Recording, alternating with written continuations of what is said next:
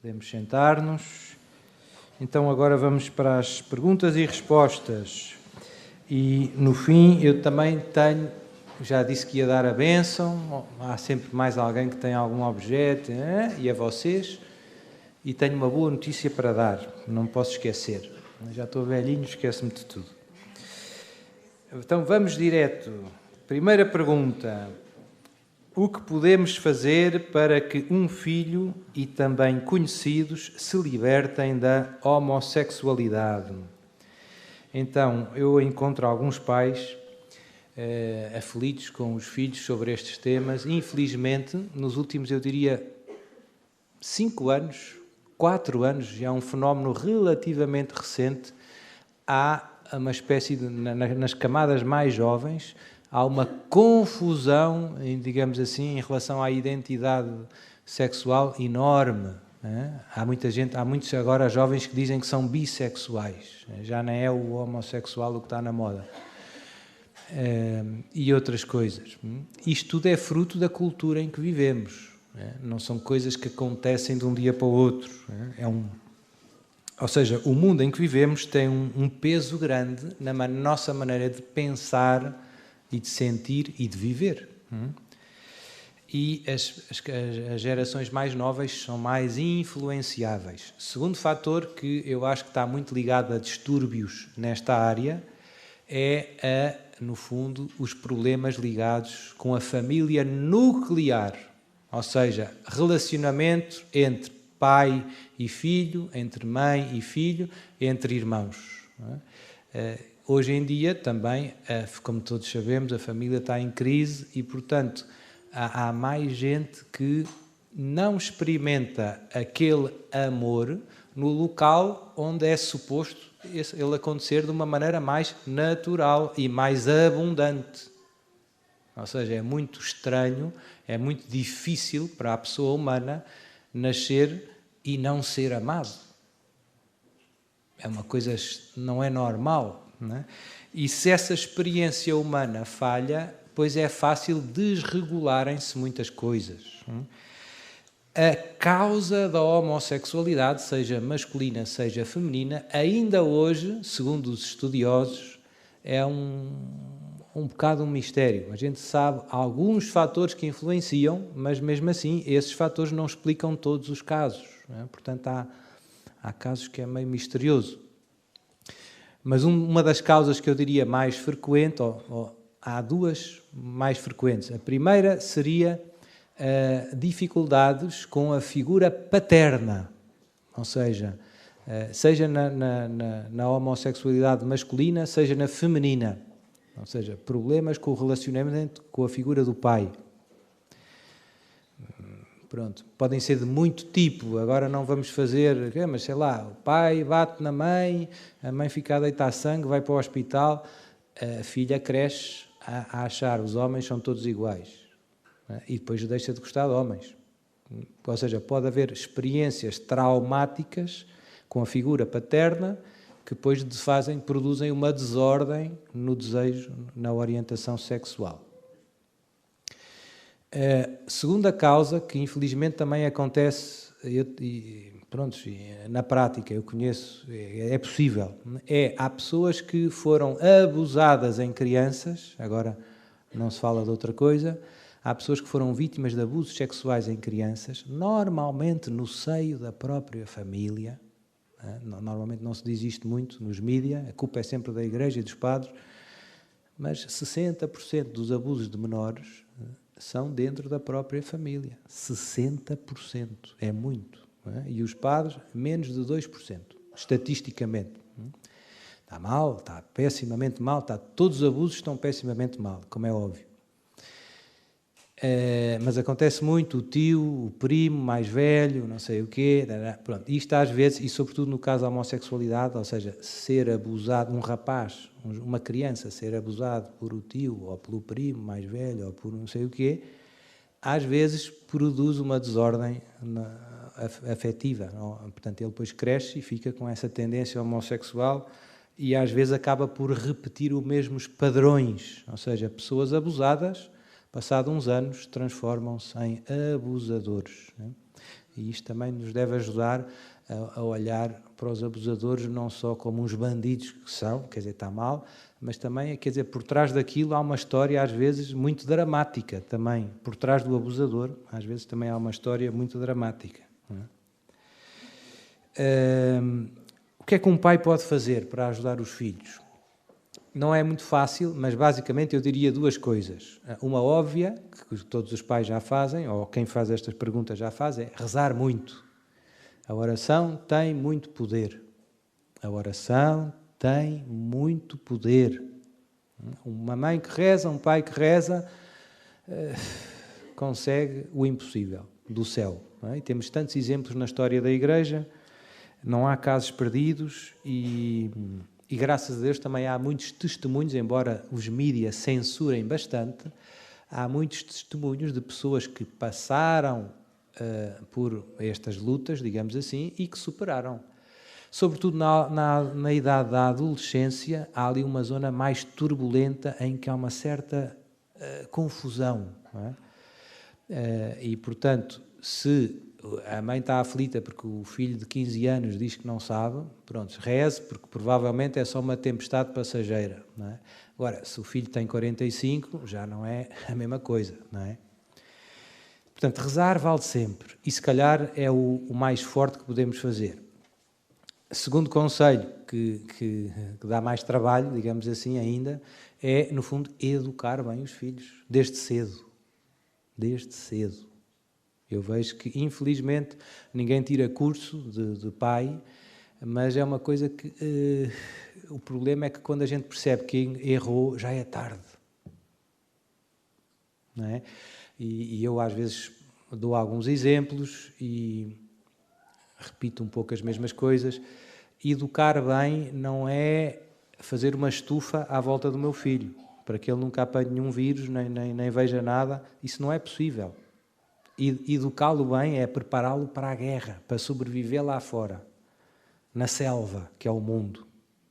Não é? Na selva, que é o mundo, ele é chamado a ser sal da terra e luz do mundo. E, portanto, não chega a defender o meu filho, não vai para ali, porque senão vai ver... Sei quê. Isso não chega. Obviamente que quando se é novo, etc., pode-se evitar muita coisa. É mau dar um telemóvel a uma criança de 10 anos. É péssimo. Porquê? Porque vai ver pornografia. Não é bom. Não é? Portanto, há coisas que a gente pode controlar até um certo ponto, mas o desafio mesmo é tornarmos-nos amigos deles, que é uma coisa espontânea, os pais gostam dos filhos, fazê-los sentir isso e conseguir fazê-los pensar. Educar verdadeiramente é alguém que me ensinou a fazer as escolhas certas na vida, que me ajudou a fazer as escolhas certas. E, portanto, isto implica também saber, ao pouco e pouco. Eu vejo que os dois extremos, eu repito sempre, os dois extremos errados são os pais que tratam as crianças de 5 anos como se elas tivessem 20 e tentam-lhes explicar tudo. Filho, não vês que não podes, não sei o que mais, não sei o quê, dá uma aula de universidade a uma criança de 5 anos. A criança de 5 anos não precisa de uma aula de universidade, precisa de uma palmada e dizer não faz porque é feio. Só precisa disto, não é? E depois, o de 15 anos, esse precisa de uma aula, esse precisa de ser convencido, esse precisa que a gente dê razão da nossa posição. E, portanto, e isto tudo se deve resumir no fundo, educar implica disciplinar, e hoje nós vivemos numa cultura muito, como é que eu hei de explicar, muito em que a disciplina é vista como uma coisa negativa só. A não ser no desporto. No desporto a gente acha muito bem que o Ronaldo acorda às 5 da manhã para ir fazer flexões. Isso achamos. Mas depois na vida, em nossa casa, achamos que impor regra... Não. A disciplina é necessária para tudo. E, portanto, educar é também disciplinar. Não é só, mas também. E isso implica uma certa firmeza. Uma firmeza que não deve ser uma firmeza fria, seca. Deve ser uma firmeza afetuosa. Dizer não com um sorriso. Não. Ó seu padre, não.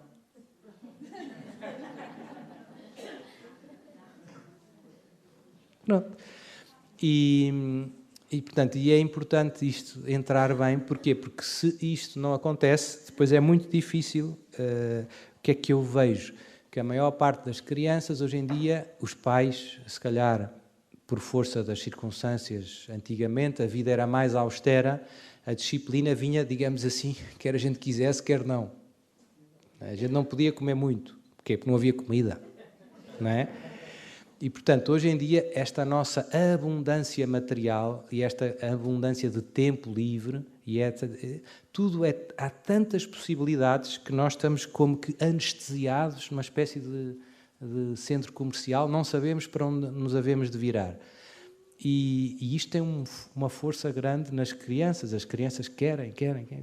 E então fica difícil encontrar um equilíbrio no meio disto tudo, onde nós vivemos. O que é que acontece a muitos pais? Quando a gente não disciplina, com amor, obviamente, as crianças começam-se a tornar uma espécie de ditadorzinho. Não é? Aquela criança que está no supermercado, atira-se para o chão e se não levar o Kit Kat, fica a dar pontapés a toda a gente. Qual é o problema? A culpa é da criança? Eu acho que é mais da mãe e do pai. A criança devia apanhar uma palmada.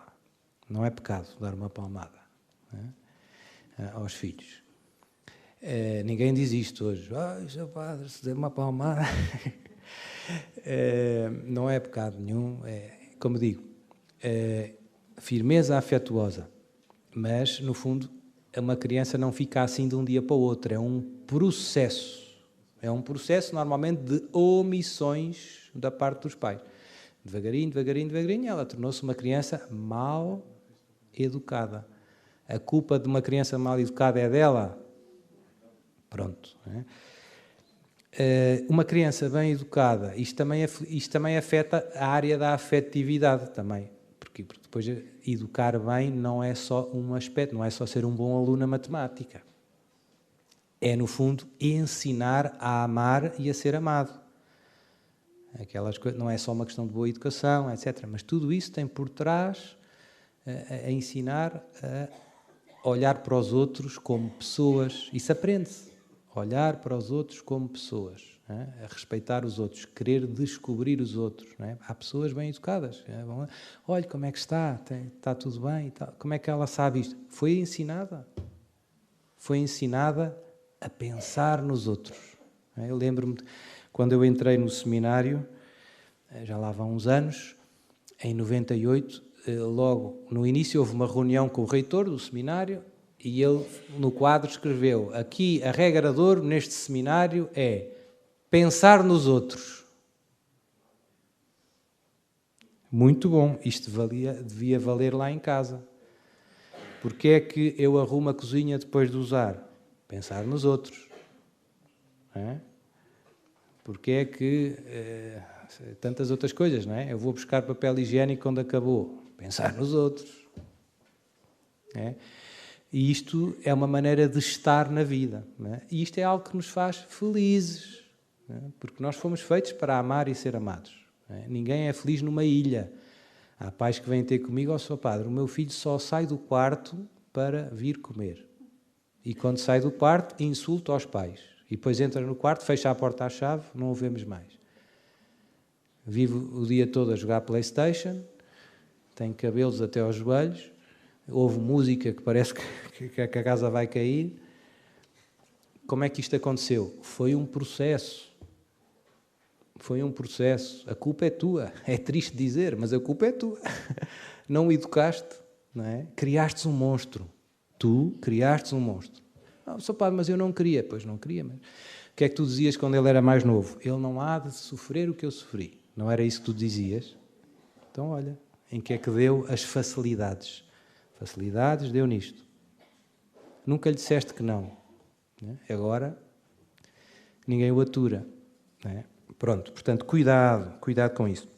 Portanto, voltando, resumindo e concluindo, o que é que eu posso fazer?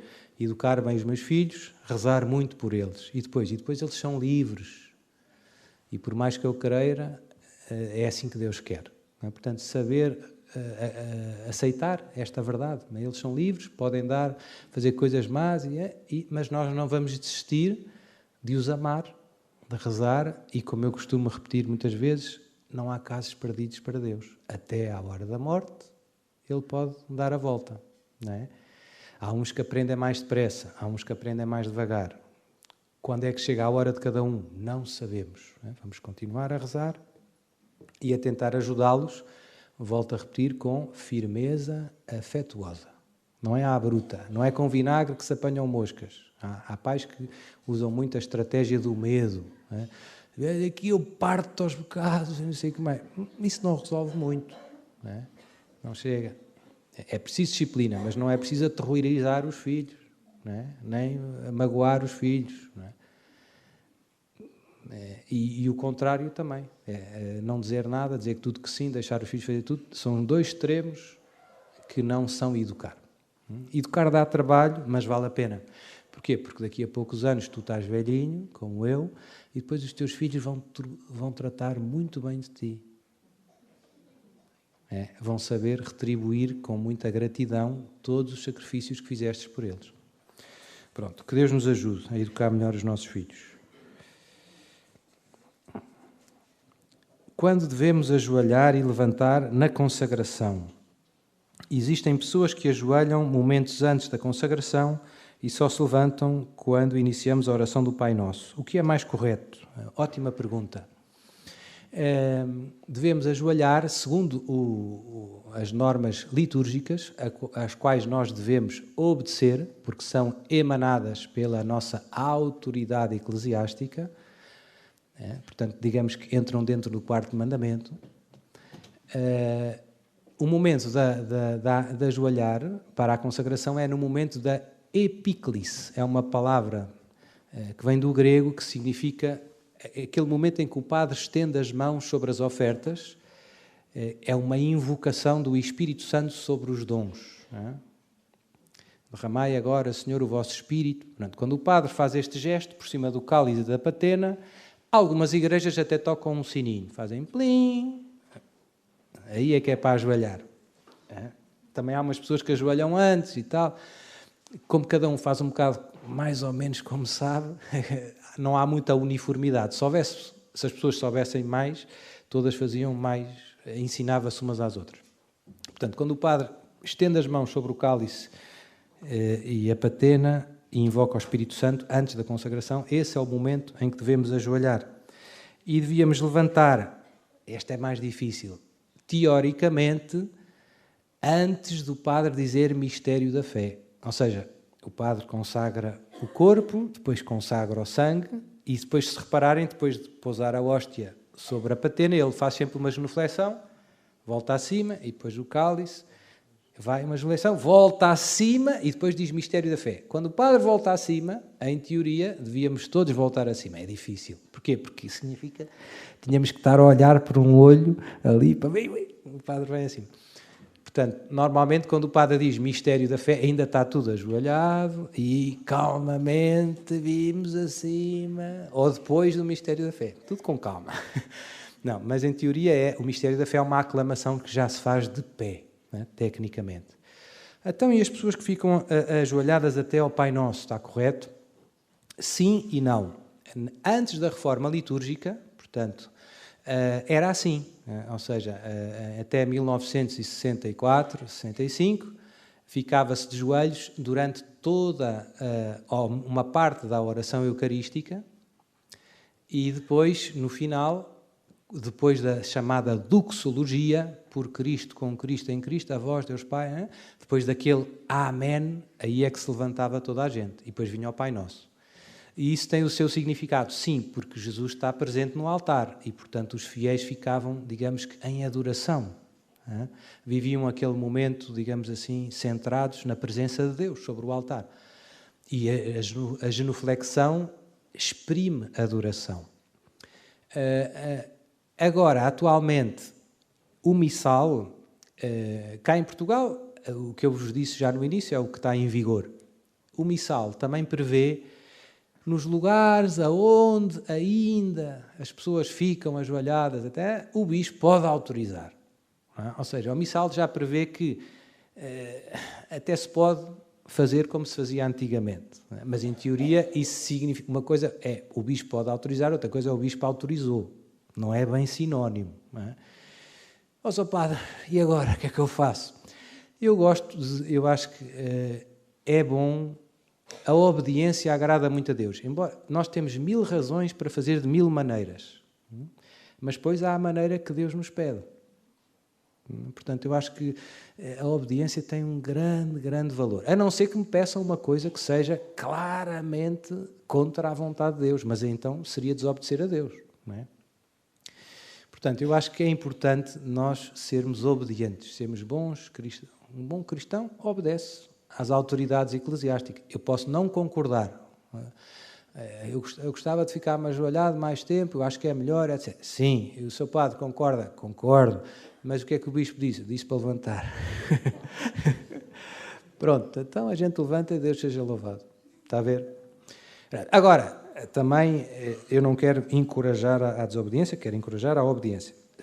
Quer dizer, isto é uma coisa, estamos a discutir coisinhas, quer dizer, pronto, ok, não é indiferente, hein? Mas está bem, mas pronto, Jesus fica contente e o bispo também não se chateia, acho eu, não é? Se nos vir ajoelhados, está bem, ajoelha, gostas de ajoelhar, ajoelha com força. É a minha opinião, não é? Como eu digo, é importante obedecer isso, mas no fundo eu não digo, normalmente não digo. Eu de vez em quando faço umas catequeses, até uso na missa, até faço umas catequeses na missa, sobre a missa, como é que se faz, sei lá, o sinal da cruz, como é que se faz a genuflexão, também ninguém sabe fazer muito bem, como é que se faz a inclinação de cabeça, a inclinação profunda, há tudo, eu gosto de liturgia. Servir a Deus tem a sua arte, e não é igual, o Antigo Testamento tem muita coisa, tem muita legislação ligada ao culto. Porquê? Porque o culto é importante. Não se pode oferecer um animal qualquer, não se pode oferecer um animal cego ou defeituoso no altar de Deus, porque é para Deus. E, portanto, nós hoje em dia não temos muito esta sensibilidade. Está tudo mais ou menos, não é? Mas o amor, quando se tratam de coisas, as coisas pequeninas são importantes para quem ama. Não é mais ou menos para Deus. Para Deus tem que ser impecável. A toalha não deve ter buracos. Porquê? Porque é para Deus. Não é? Também não andas com camisolas rotas. Pronto. Portanto, eu acho que esta catequese é importante. Pronto. Portanto, basicamente isso. O momento certo para ajoelhar é na epíclise. O momento certo para levantar é antes do padre dizer mistério da fé. Portanto, nós já respondemos, anunciamos, Senhor, a vossa morte. Agora, se vocês fizerem isso bem, como eu estou a dizer, vão ser os únicos a levantar-se, vão ser os primeiros a levantar-se. Ninguém se levanta a essa hora. Portanto, enfim, um certo bom senso e não vale a pena... Vale a pena catequizar, ensinar, mas não é preciso ficar sem dormir por causa disto. Há coisas bem mais importantes. O que é a teologia da libertação e em que consiste? Então, há um documento da Congregação da Doutrina da Fé de 1983, já me esqueci, assinado pelo cardeal Ratzinger, então secretário prefeito da Congregação da Doutrina da Fé, que no fundo faz uma espécie de análise do que é a teologia da libertação e, digamos assim, tira as coisas boas e aponta as coisas más. Basicamente, o que é? É uma leitura marxista do Evangelho, ou seja, as categorias marxistas são tipicamente capitalista, operário, opressor, oprimido. E então esta dialética, opressor-oprimido, é a chave de leitura da história da salvação. E, portanto, é tudo interpretado em chave opressor-oprimido. Por isso é que na teologia da libertação eles gostam muito da história da libertação do Egito. O faraó que oprimia Israel e os Israel, coitadinhos, tinham que fazer tijolos e eram escravos. Basicamente, o problema é, primeiro, ver a existência humana como uma relação, a relação com o próximo é uma relação conflitual para o marxismo. Isto não é incompatível com o cristianismo. As pessoas não se dividem em opressores e oprimidos. Isso é um reducionismo. E a luta de classes não é, quer dizer, esta é a ideia de que estamos sempre uns a tentar impor os seus interesses e os outros, é uma ideia conflitual da existência humana.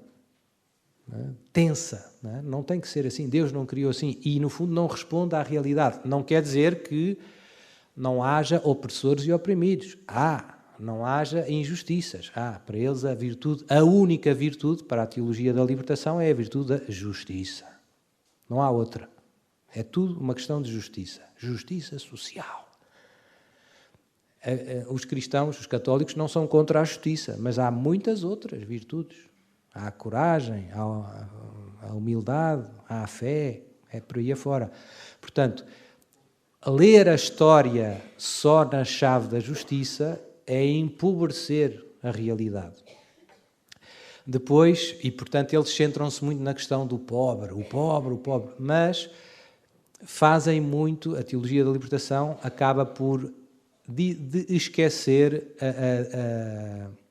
a dimensão celeste da vida cristã. Ou seja, eles querem justiça social agora, querem salvar o pobre agora, como se tivéssemos que construir um céu na terra. Não existe céu. Se nós formos ver os teólogos da teologia da libertação, a libertação é na história. Não é uma libertação depois da morte. Portanto, eles estão um pouco interessados naquilo que nós chamávamos os novíssimos, céu, inferno, juízo. Não quero saber disso. O que interessa é ter de comer hoje à noite. Portanto, isto, segundo, isto depois é difícil de demonstrar, mas segundo alguns historiadores e algumas, como é que eu ia te explicar? Alguns em inglês é whistleblower, alguns bufos, não sei como é que se diz, algumas pessoas que conheciam as coisas por dentro e denunciaram. Isto foi uma invenção do próprio KGB, que chegou a uma fase em que quis, digamos assim, conquistar a Igreja, em que mudou de estratégia, sobretudo na América da Latina, onde isto tudo começou. O famoso Gustavo Guterres, o Leonardo Boff, se vocês quiserem podem ler isso tudo, mas a ideia deles foi, em vez de nós, Marx dizia, a religião é o ópio do povo, como vocês todos sabem, não é? Por isso é que o marxismo era profundamente antirreligioso. Mas chegaram a uma fase em que disseram, não, em vez de nós andarmos a amarrar contra as igrejas, contra a religião, eles perceberam que matar os crentes e os bispos dava mais força às igrejas.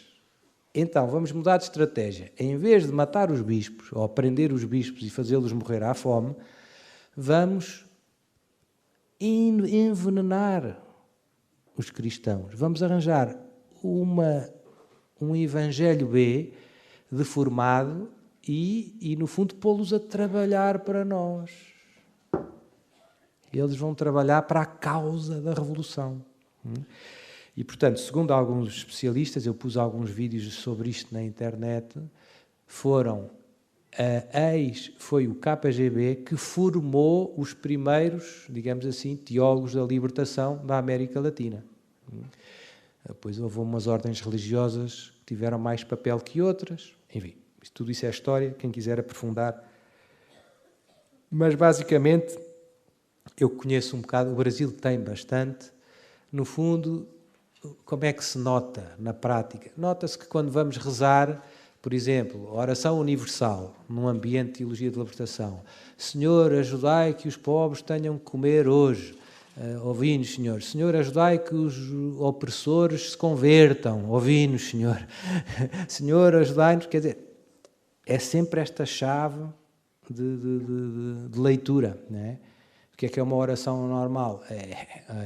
A gente também pode pedir isto, dar de comer aos pobres. Sim, mas pedimos, Senhor, dai-nos a graça de convertermos do pecado e de te amarmos com todo o coração. Ouvi-nos, Senhor.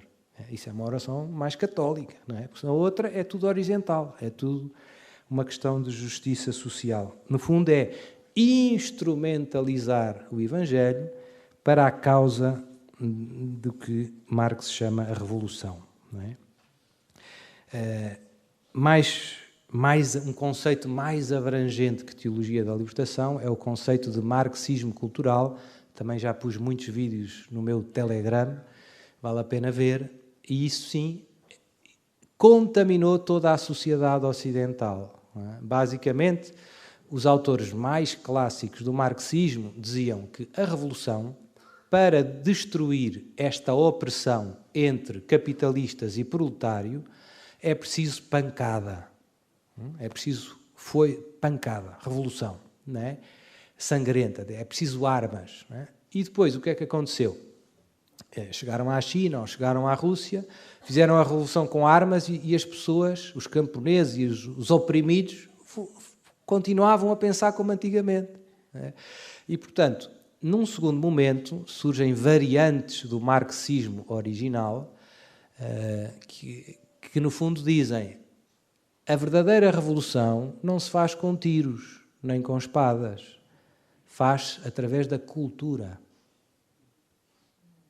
Primeiro é preciso mudar a maneira das pessoas pensarem. E depois a revolução acontece, é consequência disso. Não serve de nada matar o rei ou matar o czar, porque a mentalidade das pessoas continua a ser exatamente a mesma que era antes. Não é? E eles, no fundo, a não quererem mudar as relações sociais, não é? Etc. Pronto, e então isto, infelizmente, contaminou o nosso mundo todo. E isto é o que está por trás de 1001 coisas que nós ouvimos na televisão todos os dias. Não é? Porque, no fundo, é sempre a dialética opressor-oprimido aplicada a todos os âmbitos da existência. Sei lá, a causa de defesa dos direitos das mulheres, feminismo, é sempre os homens são opressores, as mulheres são oprimidas. A causa dos LGBT, os heterossexuais são opressores e os outros são oprimidos. A causa da natureza, a humanidade é opressora e o planeta Terra é oprimido. É sempre, como dizia o outro, farinha do mesmo saco. É a mesma coisa aplicada a várias realidades. E isto, infelizmente, é o que domina a cultura contemporânea. As pessoas não dão conta. Nós estamos dentro da água deste aquário. O peixe não vê a água. O peixe não vê a água, mas está dentro dela. Portanto, todos nós somos um bocadinho... E, portanto, a grande cruzada, se vocês quiserem, é esta cruzada cultural. Ajudar as pessoas a perceber, a voltar a pensar de uma maneira mais verdadeira e um bocadinho crítica. O que me estão a vender, se calhar, é a banha da cobra. Não é? Mas como nós já nos habituámos, engole, engole, engole. E depois o problema é que os mídias são... não há tréguas. É todos os dias a mesma cassete. É melhor que o PCP. É a mesma cassete. Pimba e pimba. Amanhã, outra vez. Está na telenovela. Está nas músicas. Está nos desenhos animados. Está nos anúncios. Está em tudo. É? Agora é a questão da Ecoverde. Ecoverde, CO2, CO2, CO2. Cuidado com o CO2. Eu vou dizer isto aqui, que é lá saber. Epá... É tanga, é tanga. O senhor padre está louco. Júlio de Matos, rápido, rápido. A influência que nós temos, o CO2 é um gás, e depois, infelizmente, a maior parte das pessoas engole isto e não estuda. Estuda! Vais ver se eu não tenho razão. O CO2 tem efeito estufa? Tem, mas é um dos gases que tem menos efeito estufa. Depois, o CO2 é 0, qualquer coisa da atmosfera. Não é quase nada. E depois, a percentagem que nós temos do CO2 produzido não é quase nada também. Portanto, é estar a inventar um problema onde não existe. Mas o clima está a mudar. O clima está sempre a mudar no planeta Terra. Na Idade Média teve calor. E não havia autocarros da Carris. Não é? Na Idade Média teve calor, muito calor. A gente agora vê nos gelos da não sei de onde, da Antártida, e aparecem lá árvores por baixo, isso aqui. O que é que isso significa? Que há muito tempo teve mais calor. Portanto, o clima está sempre a mudar, sempre. O nosso impacto no clima é ínfimo. Esta é a verdade. E quem diz isto são bons cientistas, não sou eu. Não quero que acreditem em mim. Estudem. Bons cientistas dizem que o nosso impacto no clima é ínfimo. Não, o Sr. Padre, mas está a dizer que a gente pode poluir, etc. Eu não sou a favor de estragar as coisas. Não, obviamente que não. A gente não deve estragar, não deve poluir os rios. É óbvio. Agora, achar que ter um carro elétrico vai salvar o planeta é tanga, é mentira. Não vai salvar o planeta. O clima depende imenso de fatores que a gente não controla. De todos, não é? A começar pelo Sol. O Sol também tem etapas, às vezes está mais ativo, às vezes está menos ativo. Isso afeta imenso o clima da Terra. Imenso, imenso, imenso. E outras coisas. Sei lá, se explodir um vulcão grande, há os chamados supervulcões, fica em inverno durante 3 anos no planeta Terra. Porquê? Porque cria uma onda de fumo que não deixa entrar o sol, morre a vegetação, fica frio, gelo. Não é? Um vulcão. Um vulcão. Portanto, então no fundo isto é... Eu estudei gestão de empresas, isto no fundo é marketing. Estão-te a querer vender alguma coisa. Não é? Cuidado, cuidado. Mas usam muito, como digo, a estratégia de que nós é que é a culpa. A culpa é a humanidade. Nós é que estamos a mais. A Mãe Terra, coitadinha, está triste e está a chorar muito. Nós temos que tentar ajudá-la. Não é? É tanga. Cuidado, cuidado. Já não sei porque é que vi... isto era por causa da teologia da libertação. Pronto, mas isto no fundo penso que é importante, são temas importantes, vale a pena refletir sobre eles com calma e estudar. Eu sei que hoje em dia a vida é muito acelerada, ninguém tem tempo, mas há muita coisa disponível, ainda há alguma liberdade na internet. A internet foi uma grande coisa, é verdade que pode ser mal usada, mas permitiu ter acesso a muita informação e a informação de qualidade. Só que às vezes falta-nos é o critério. Como é que eu sei qual é o melhor, sei lá, especialista em climatologia da Europa? Quem é? O nome? Não sei. Se eu souber, meto no YouTube e vejo os vídeos dele. Porquê? Porque ele é o professor catedrático de Paris que recebeu o Prémio Nobel e publicou isto. Mas se eu descobrir, eu posso ter acesso a isso sem fazer um curso e sem pagar €1. Não é? E isto é uma grande coisa no mundo em que vivemos. Só que às vezes nós não temos tempo nem paciência para ir à pesca e aprender. Mas consegue-se aprender muita coisa. No fundo, o primeiro passo é ser humilde, é falar com alguém que saiba mais que nós e dizer, olha, sobre este tema, quem é que eu devo ler? Quem é que é a pessoa certa? Estuda isto, ou estuda aquilo. Não é? E pronto. E assim, como digo, conseguimos ter critério para depois distinguir o trigo do joio. Os espíritos malignos que vagueiam pelo mundo para a perdição das almas são anjos caídos ou podem ser almas defuntos que foram para o inferno? No céu, a plenitude da felicidade, não encontrando lá os nossos pais, os nossos amigos, como ficamos felizes? Boas perguntas. Então, sim, os espíritos malignos,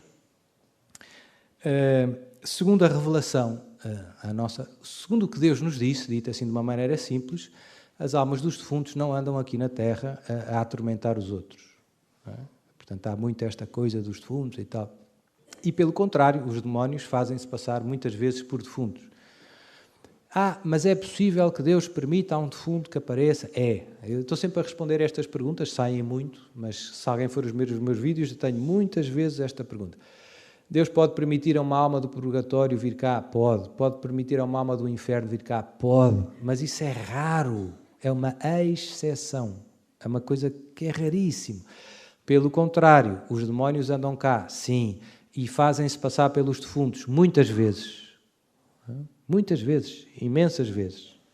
E, portanto, cuidado. E imitam bem os defuntos. Conhecem a voz, às vezes até imitam o cheiro, o jeito, muitas coisas, não é? E como sabem o que é que aconteceu na história, facilmente convencem as pessoas que é o tio, que é o avô, vão ao centro espírita e depois não sei o quê, diz alguma coisa, bate certo, meu avô disse-me isso quando eu tinha 4 anos e tal, é mesmo ele e tal, começa a chorar e pronto, já mordeu o isco. Cuidado. Como é que eu posso ser feliz no céu se não tiverem lá os meus pais, os nossos amigos, como ficaremos felizes? É uma pergunta boa, eu nunca tinha pensado nisso, porque espero que não falte ninguém. Mas o melhor é trabalhar por isso, começar por aí. Mas, como é que eu hei de explicar? Mesmo os danados, ou seja, mesmo as pessoas que se condenam, né, de alguma maneira exaltam algum atributo divino, por exemplo, a sua justiça. Ou seja, e não há ninguém que se condene por culpa de outrem. Ou seja, todas as pessoas que vão para o inferno vão porque querem, porque escolheram ao longo da sua vida, com as suas ações, rejeitar a Deus, resistir à graça. Depois, no céu, eu diria que, certo, humanamente, a gente pondo isto em termos humanos, quer dizer, é lógico, não é? Então, se não está lá a minha mãe, como é que eu posso estar contente? Mas a nossa união com Deus no céu é uma coisa difícil de imaginar, dito assim de uma maneira simples. É mesmo para lá do impensável. Deus vai se unir diretamente à nossa alma, sem a mediação, como é que eu ia te explicar? De sensações. Por exemplo, eu para vos ver a vocês preciso da impressão do meu olho, ou do toque, para saber que está aqui outra pessoa. Não vai ser assim que Deus vai unir a nós.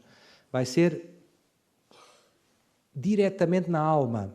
É uma coisa difícil e isso vai gerar uma plenitude, como diz a palavra plenitude, uma plenitude, ou seja, de felicidade que digamos assim, que eu diria que é compatível com o eventual, mas quer dizer, nós vamos ver o que Deus fez por eles e como eles resistiram e vamos, no fim, glorificar a Deus, por incrível que nos possa parecer.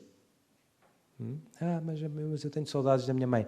Mas a gente vai perceber que as saudades que tu tens não é o importante nesta história toda.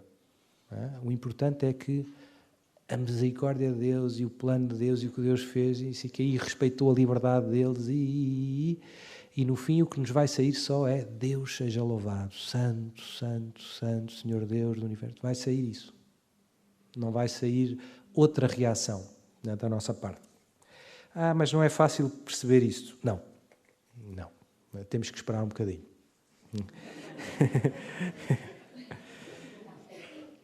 Quer perdoar. Como é que já sabemos que conseguimos perdoar a uma pessoa? Então, o perdão é um tema bem importante para Jesus e para todos os cristãos. Agora a Quaresma também é um bom momento para pensar sobre isso. Às vezes nós pomos a questão do perdão um pouco, sempre a história sentimental. Mas eu sinto ainda e tal. Eu acho que um bom início, às vezes custa. Como é que eu sei que já perdoei ou não? Por exemplo, quando eu falo daquele problema que surgiu, ou sei lá, minha vizinha roubou-me uma galinha. Eu fiquei magoado e tal, era a minha galinha de estimação. Sei como fiquei não sei o quê, e depois fui não sei aonde, não lhe falei, não sei o que mais, e depois fiquei zangada e tal, mas depois fui ao retiro do Arnaldo, e não sei o quê, e então fui-me confessar ao Padre Miguel, e o Padre Miguel diz, meu filho, tens que perdoar, e pronto, e agora já consegui perdoar. Mas quando eu falo daquela coisa que deu origem àquele ressentimento, eu ainda tenho um certo incómodo, aquilo ainda é uma pedra no sapato, ou já está curado? Eu não sei, eu acho que isto é uma boa maneira, é uma espécie de termómetro, ajuda-nos a perceber se aquilo está resolvido ou ainda é uma coisa que que mexe, que estava ali tipo brasas, estava ali escondidinho, parecia que estava resolvido, mas se eu mexer ainda tem ali uns restinhos. Pronto. Depois eu diria que o primeiro passo é rezar. A oração, se calhar, é o grande remédio para tudo, para conseguir perdoar. Às vezes há casos tão graves, eu tenho pessoas que me dizem, falam de coisas, não é? Às vezes traumáticas, sei lá, aquilo que eu dizia, não é? O meu primo ou o meu tio abusou-me quando eu tinha, e eu tenho que perdoar. Seu padre, mas eu não sei se consigo. Né? Então reze, peça a Jesus a graça de conseguir perdoar um dia. Né? Portanto, ela começa a rezar 1/3 por dia por esta intenção. Né? E depois, o segundo passo, começa-se a verbalizar. Às vezes eu digo às pessoas, olha, reze comigo. Senhor Jesus, eu te peço que me ajudes, não sei o quê, a perdoar todo o coração, como tu me perdoaste a mim, tudo o mal que eu te fiz. Pronto, e é uma segunda ginástica, digamos assim. E às vezes custa, às vezes aquilo empanca, como dizem lá em cima. Aquilo bloqueia. E, portanto, eu acho que a insistência, o rezar, o oferecer o perdão, etc. Mas, fundamentalmente, o perdão está na nossa vontade. Não é? É um querer perdoar. E é muito importante. Jesus faz muita catequese, não é? Jesus diz no Pai Nosso, perdoai-nos assim como nós perdoamos. Nós dizemos isto. É uma coisa que é muito exigente. Perdoai-me, Senhor, assim como eu perdoo. Eu estou-me a meter em sarilhos. Estão a perceber? Porque se eu perdoo pouco, eu estou a pedir, Senhor, perdoa-me só na medida em que eu perdoo. E, portanto, o Pai Nosso empenha-nos a sermos generosos no perdão. E Jesus faz toda a catequese com parábolas muito fortes, não é? 10.000 talentos, o outro devia uns trocos, o outro devia um exagero, uma fortuna. E ele perdoou porque pediu, e depois o outro não perdoou, 3 tostões. E no fundo Jesus está-nos a dizer, isto é o que Deus faz contigo. Tu estás muito sentido porque aquele teu irmão te roubou a galinha, mas Deus perdoou-te 30 milhões de aviários. E, portanto, tu estás preocupado com uma galinha. Quer dizer, é uma desproporção, e Jesus convida-nos pronto, é verdade, cede. Nesta vida somos vítimas de muitas injustiças. Existe um sentimento natural de justiça e de querer repor a justiça. Esse sentimento não é mau. Né? O perigoso é quando a gente quer fazer isso pelas nossas mãos. Temos que aceitar, vamos sofrer injustiças nesta vida, mas isso pode tornar-nos mais parecidos com Jesus. Jesus foi condenado injustamente à morte. Injustamente. Jesus fez mal a alguém? Não. Morte. Sentença de morte. E, portanto, voltamos ao tema do início, da fé. Se nós tivermos fé, o perdão fica muito mais fácil. Não é? Porque é injusto, Sr. Padre. Não devia ter roubado a galinha. Não devia. Deus não quer. Mas não faz mal. Aceita a injustiça. Sofrer uma injustiça não te torna injusto. Torna-te uma vítima de injustiça e pode tornar-te mais parecido com Jesus, se tu viveres isso com fé. E depois a boa notícia é, Deus um dia fará justiça até ao último cêntimo. E a justiça de Deus não é para brincadeiras. Portanto, vai haver justiça, mas não tentes fazê-la pelas... mas eu não posso ir para tribunal com ela por causa da galinha. Se quiseres muito, podes. Não pecas, mas cuidado com o teu coração. Não é? É pecado ir para tribunal por causa da galinha? Não. Mas é pecado estes ressentimentos, este não perdoar, às vezes, não, fazer... Cuidado. Isso não é bom para ti. Portanto, entrega-te a Deus, dá com generosidade. A palavra perdoar vem até de dar, perdoar, não é? Em inglês, forgive. Portanto, é preciso dar. Não é? O amor dá, o amor perdoa. Não é? O São Paulo diz, tudo desculpa, tudo desculpa. Não é quase tudo, é tudo. Não é? Não é fácil. Não. Mas se calhar a melhor maneira é pedir, é pedir a Deus que aumente em nós o amor. Se o amor aumentar, já vai ser mais fácil perdoar. É? E o Evangelho do outro dia, amai os vossos inimigos e rezai pelos que vos perseguem. Amai os vossos inimigos. Não é digamos assim, não é um instinto natural. Não é? Se me derem uma dentada, eu dou outra. Não é? Se me pisarem o pé, é o instinto natural. Não é? Mas Jesus convida-nos a reagir, a imitar Deus. Não é? Sede, pois, perfeitos, como é perfeito o vosso Pai do céu. Foi o Evangelho. Não é fácil, mas é a estrada certa. E é o que verdadeiramente vai dar paz ao nosso coração. Quantas doenças, depressões, não sei o quê, não estão relacionadas com coisas mal resolvidas. Não é? Não é todas, mas muitas vezes sim. Muitas vezes sim. Muitas vezes são coisinhas mal resolvidas, as tais pedras no sapato que a gente vai arrastando por a vida fora. Falta perdoar. Por isso é que estes retiros são tão importantes. Porque são um momento em que Deus nos lembra isto. Epá, andas aí com uma pedra no sapato há 30 anos, estupidamente, perdoa. Perdoa. Mas ele não sei o quê. Tens razão, ele fez mal. Perdoa a mesma. Jesus, na cruz, Pai, perdoa-lhes, porque não sabem o que fazem. Eles estavam a fazer mal, estavam a crucificar um inocente, e Jesus a rezar por eles. Enfim, isto é que é seguir Jesus, ser cristão. Porque o pobre reza tanto, mas não alcança as graças. Como Deus converte um coração que não aceita Deus. Então, às vezes nós experimentamos esta sensação de parece que Deus não nos quer ouvir. A gente está a rezar por uma coisa que parece tão boa e tão santa. Porquê é que Deus não nos dá? Porquê é que não nos dá esta graça?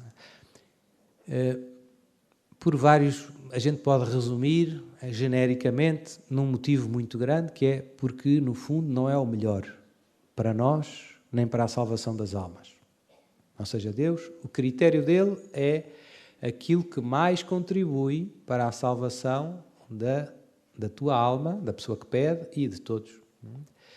Mas se nós quisermos uma analogia humana, os pais que têm filhos sabem isto bem. Às vezes os filhos não pedem coisas, pedem, e a gente dá sempre. Não. E é porque não gosta deles? É porque gosta?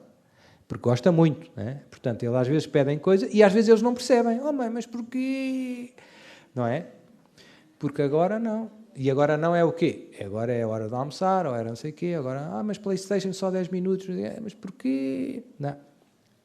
E por isso Deus às vezes também não nos dá o que nós queremos, porque é Pai. Porque é Pai, porque te ama e está preocupado com a tua santificação e salvação. Agora, uma boa notícia. Há algumas coisas que Deus dá-nos sempre que pedimos. Yes! São coisas que a gente não pede muito, normalmente, mas são as mais importantes. Senhor, dá-me o teu Espírito. Deus dá-me sempre. Senhor, dá-me mais fé. Deus dá-me sempre. Porquê? Porque são coisas que são necessárias para a nossa salvação, sem as quais nós não vamos para o céu. Senhor, dá-me a graça de um arrependimento mais profundo. Eu esqueci-me de dizer uma coisa, agora lembrei-me.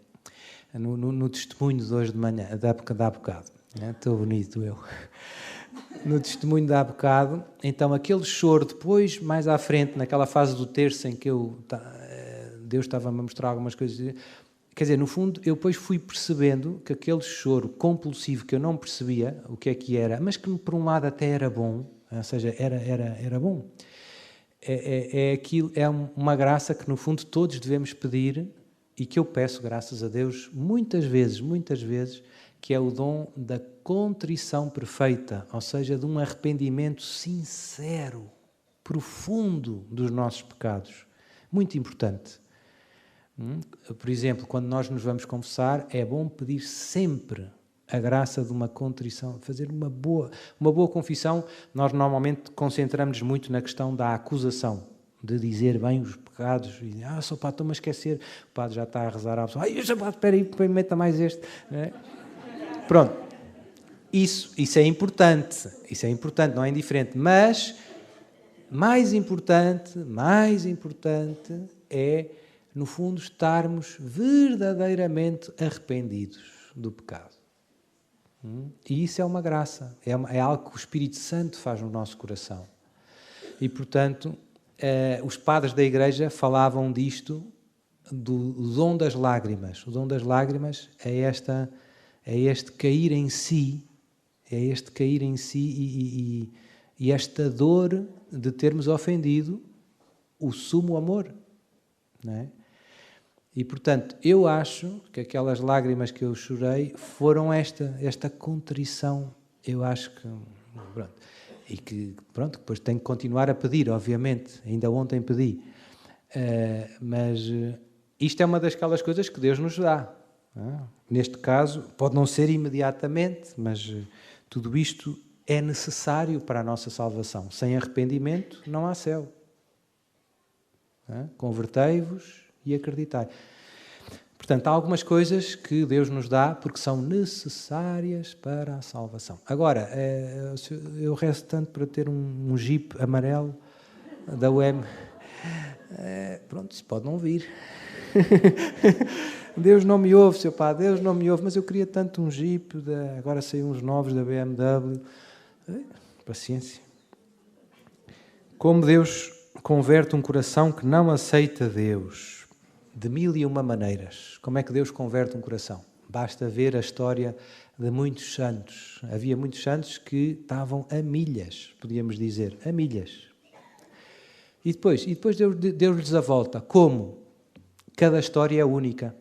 É muito difícil arranjar uma espécie de receita, não é? Deus faz isto e depois aquilo e dá um golpe assim e ele cai de joelhos a rezar a Ave Maria. Mas eu diria que há dois grandes ingredientes que nós vemos em todas as histórias de conversão, que no fundo são as grandes armas de Deus, que são a verdade e que são o amor. Deus toca os corações com estas armas, com estas forças. A verdade e o amor. E, portanto, por trás de todas as histórias da conversão está sempre isto. Está sempre alguém que viu, por graça de Deus, a verdade e que experimentou o amor que vem de Deus. Quando isso acontece, é difícil resistir. Podemos resistir, mas é difícil. Como reparar o pecado da vasectomia já confessado? É como reparar qualquer pecado. Não sei se há algumas não sei se são reversíveis. Há umas que é só a ligadura das trompas, acho eu. Como é que o Sr. Padre sabe estas coisas todas? Fartei-me de estudar. Estou careca por causa disso. Isto é bioética, basicamente. Pronto, há umas que são reversíveis, não sei se sabiam. Há outras que não, tipo cortar, tirar. E agora? Agora não dá para mudar, não é?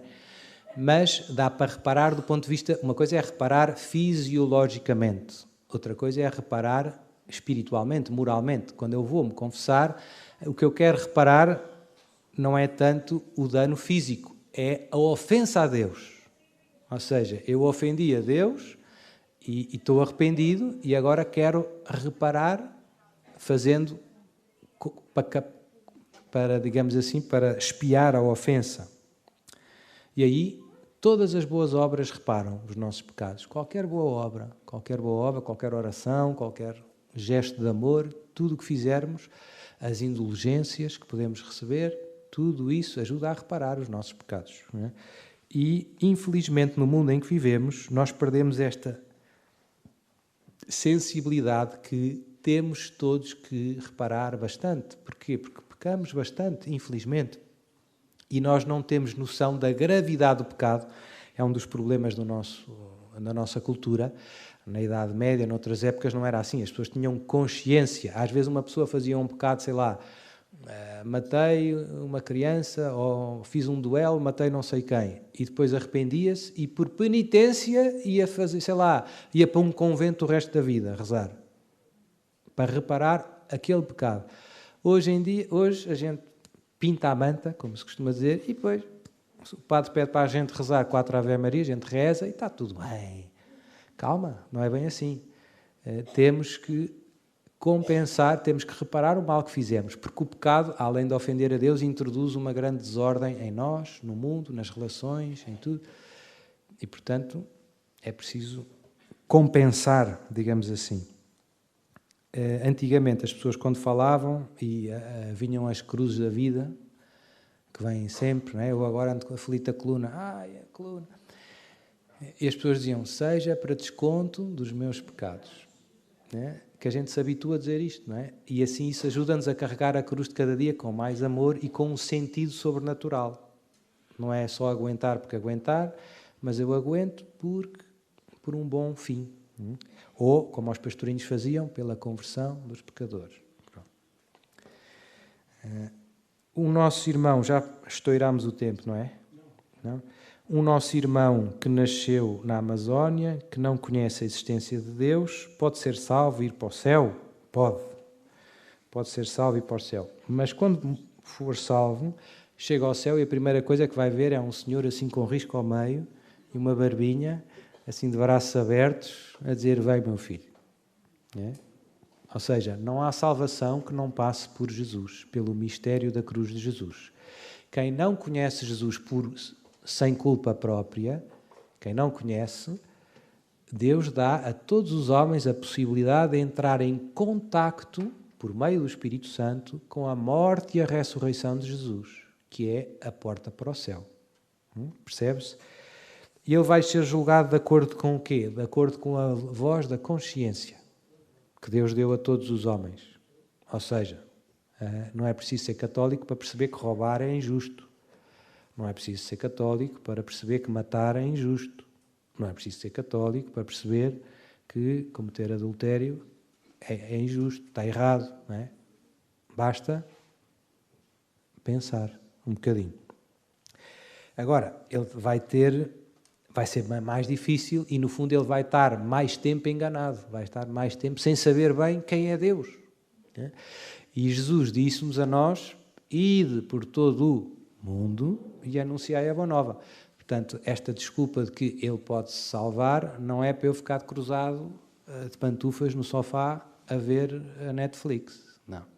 Jesus conta contigo para ir anunciar a boa notícia até aos confins do mundo. Ainda estamos a chegar ao... Ou não? Não, enganei-me. Achei que era a mesma. Vou acelerar. O que podemos fazer para que um filho e também conhecidos... Já vimos. Boa. Então já vimos quase tudo. Falta só uma. Depois vem a bênção. É verdade que é pecado mortal os ministros da comunhão administrarem a comunhão na Sagrada Eucaristia? Não. Embora os ministros da comunhão, nós chamamos ministros da comunhão aos ministros extraordinários da comunhão. Tiramos a palavra extraordinário. Não devíamos tirar. Os ministros extraordinários são extraordinários, ou seja, quando os ministros da comunhão, tecnicamente, são 3. O bispo, o presbítero e o diácono. Esses são os ministros da comunhão. Os ministros extraordinários da comunhão são leigos que são preparados para isso e que, em caso de necessidade, se houver padres e bispos, não é para o padre ficar sentado, os bispos a verem, podem ajudar, podem. É pecado? Não. Não, a Igreja não nos vai pedir para pecar. Não é? Agora, infelizmente, em relação à comunhão, eu já falei muitas vezes, aqui não vou repetir agora, infelizmente está tudo ligado com a fé. Nós acreditamos que na hóstia consagrada está Jesus, com o seu corpo, sangue, alma e divindade. Jesus ressuscitado, vivo. Jesus é Deus, Deus de Deus, luz da luz, Deus verdadeiro de Deus verdadeiro. E, portanto, nós temos que ter muito cuidado como tratamos Jesus. não é preciso ser um grande Einstein para perceber estas verdades, acho eu. Na hóstia está Jesus vivo, a razão da nossa vida. E por isso, cuidado. Não podemos tratar com falta de respeito Jesus, nem com falta de amor, nem ir comungar de qualquer maneira, sem estar confessado. Há pessoas que faltam à missa para ir ver o Benfica e depois vão comungar. Não. Não é? E, portanto, isso é bem... Quer dizer, isso são coisas que infelizmente acontecem muito e ninguém fala.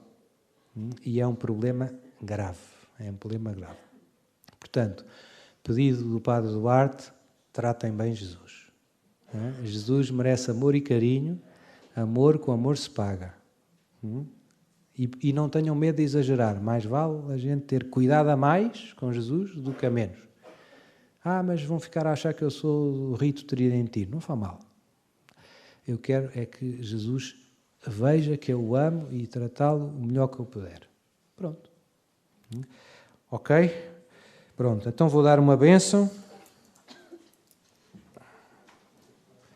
E depois vamos para casa. Depois eu vou dar... Fica aqui um bocadinho, já sei que há uns... Seu padre, eu vim de Freixo de Espada à Cinta. Pronto, eu fico aqui, podem cortar o padre aos pedaços. Uma bênção para vocês, para as vossas intenções, para os objetos que têm intenção. Quem se esqueceu, seu padre, eu esqueci-me, ainda te vai a tempo. É preciso, não sei o que, ir buscar? Não é preciso ir buscar. Para ser válido, é preciso eu ter intenção de abençoar. Então, oremos. Senhor Pai Santo, abençoai estes meus irmãos que vieram participar neste retiro, abençoai-me a mim também, abençoai-nos a todos nós. Eu te suplico humildemente que derrames agora sobre os nossos corações a graça do Espírito Santo, que o Espírito Santo cure no nosso coração todas as feridas que ainda nele existem, que ainda não cicatrizaram verdadeiramente, aquelas feridas que surgiram por nos termos sentido rejeitados, abandonados, não amados, que fomos maltratados, vítimas da indiferença, do ódio, às vezes da maldade, da inveja. Dai-nos, Senhor, pela graça do Espírito Santo, a graça de conseguir perdoar de todo o coração a todas estas pessoas que foram passando ao longo da nossa vida e que de alguma maneira nos magoaram. Senhor, dá-nos a graça de rezar por elas e de ter os teus sentimentos no nosso coração. Olhar para elas com compaixão, com misericórdia e pedir-te por elas. Eu te peço, Senhor, que abençoes a saúde do nosso corpo, que nos cures agora de todas as enfermidades físicas, mentais, que enchas o nosso coração da tua paz, aquela paz que o mundo não dá, que nem conhece, que vem de ti, que vem do céu. Dá-nos a graça de querer o que tu queres, de fazer o que nos pedes com fidelidade em cada dia, de abraçar as circunstâncias, o lugar, as obrigações que temos, familiares, profissionais, como vindas da tua mão. Saber que foi ali que nos colocastes para te servir e amar. Ajuda-nos a ser sal da terra e luz do mundo, neste mundo que se tornou tão frio, tão escuro, tão sem amor, que nós sejamos como estrelas no céu, a brilhar, cada um em seu lugar. Dai-nos a graça de um arrependimento cada vez mais sincero, mais profundo dos nossos pecados. E também dai-nos tempo para reparar todo o mal que fizemos com boas obras, sobretudo com as obras de misericórdia, com as obras de caridade. Abençoa também todos os nossos objetos religiosos que trouxemos connosco, que ainda não receberam a tua bênção, a água, azeite e sal, que pelo poder da tua bênção tenham eficácia para nos defender de todos os ataques e ciladas do inimigo e nos ajudem a perseverar alegres, carregando a cruz de cada dia no caminho da salvação. Que o inimigo, Senhor, não tenha sobre nós nenhum domínio. Eu te peço, Senhor, que destruas agora qualquer malefício, maldição, praga, qualquer ritual satânico que possam ter feito contra nós, contra a nossa família, contra a nossa saúde, contra o nosso trabalho, por inveja, por ódio, por vingança ou por maldade.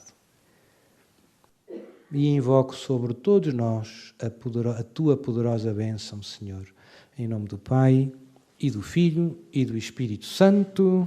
Amém. Beijinhos e abraços, juízo, e até breve, se Deus quiser.